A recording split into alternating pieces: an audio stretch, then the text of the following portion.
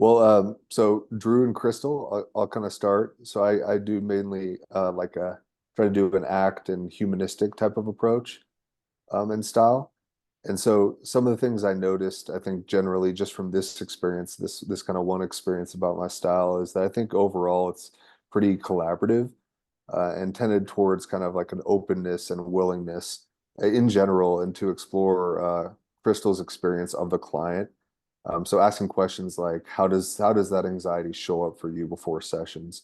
Really kind of inviting that into the room. Mhm. And in turn, how the client is navigating his challenges with Crystal in sessions. So trying to kind of put forward that sense of a willingness to explore those things.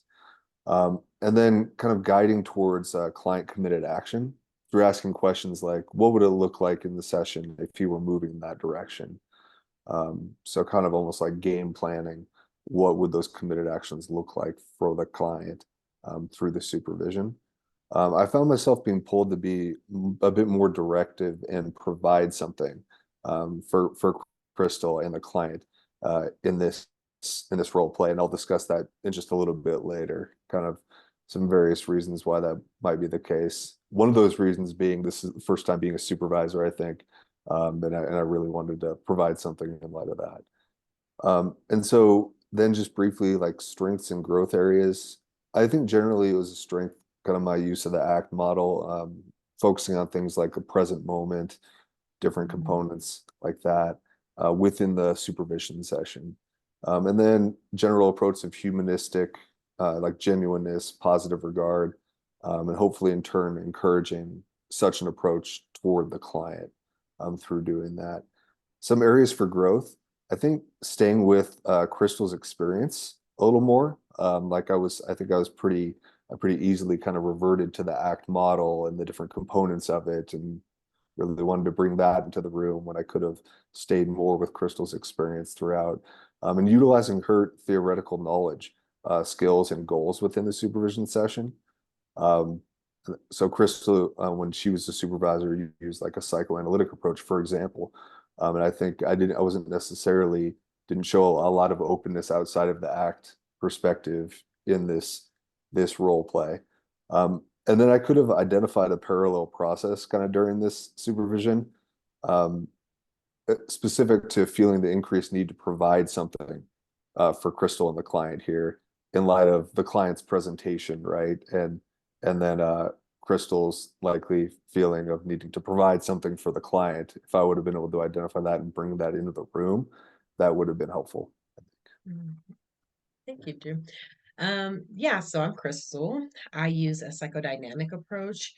Um, just a comment first on Drew, your style as a supervisor. I really enjoyed it. It was different. I don't think I've had supervision like that, but I did feel like it was pretty natural between us. I think initially it was kind of awkward figuring out the like logistics of the client and how we were going to approach it. But I think once we got started, you were really easy to talk to. I didn't feel judged.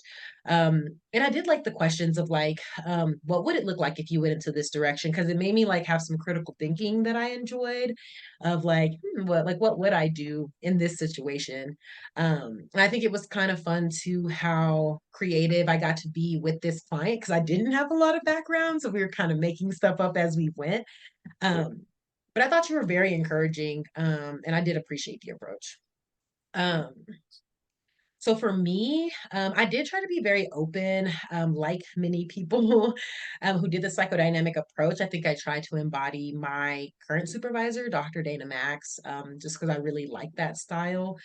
I did worry at first. I thought maybe I was trying, like it seemed too therapeutic.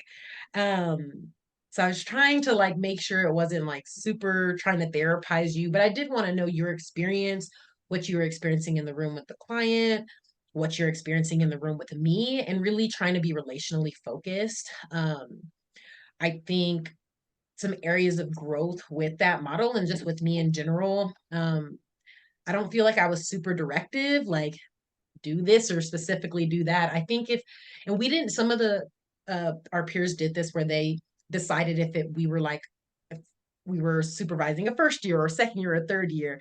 I think we kind of just assumed we were the year that we were. So I think that kind of contributed to me not being as directive. But I think if you would have been a first year supervisee that you might have been frustrated with me, like, okay, I'm done talking about how I'm feeling in the room or what I'm thinking right now. Like, what do I need to specifically do? Because I think I was giving it to you a lot.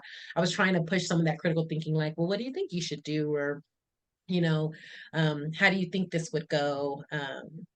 If you were feeling this way or having some kind of counter transfer. So it's kind of more in the realm of like hypotheticals, which I could see being frustrating. But yeah. Yeah, I felt like it was actually kind of refreshing just because it was a bit different. I haven't had a lot of psychoanalytic supervisors. So refreshing and a bit challenging just to like be more introspective, but I think important for like how this client was presenting, Mhm. for what's going on, for the supervisor, for the therapist. So I appreciate it. I both appreciated that and noticed like an urge to kind of be more directive, be more Yeah. like tangible, which is like an indication that it was important, I think, and helpful. Yeah, thank you. I appreciate that. No, I think I enjoyed it overall, and yeah, I appreciated getting to work with like someone with a different style than me. Again, I think it was a good match. So